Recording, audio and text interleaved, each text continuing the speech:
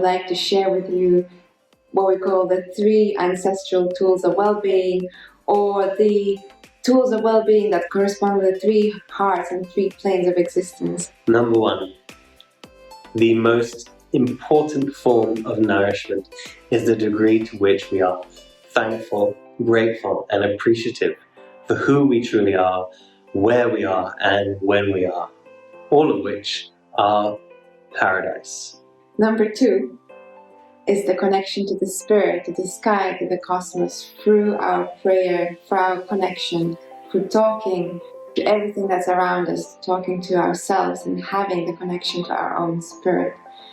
Whenever we establish this connection to our own spirit, to the spirit of all things, and we use prayer, we use dance, we use song, whichever way we express ourselves in our culture and tradition, that brings an immense nourishment to our whole body, mind, soul, our whole lives. And number 3, investing time in nature, enjoying time in nature, communion in nature,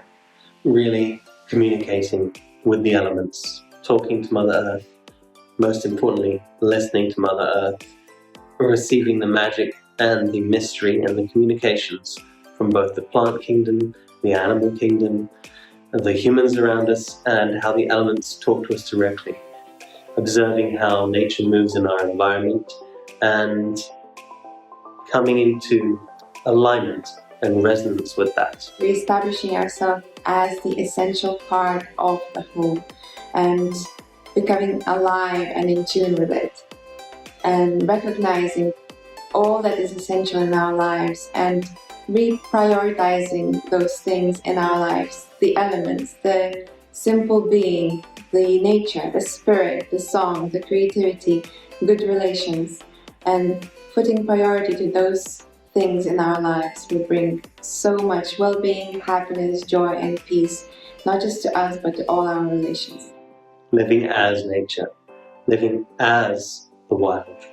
living as the earth, rather than upon the earth, or separate from these things. And of course, the highest octave of nature, from the perspective of whole consciousness, is the paradise we truly are.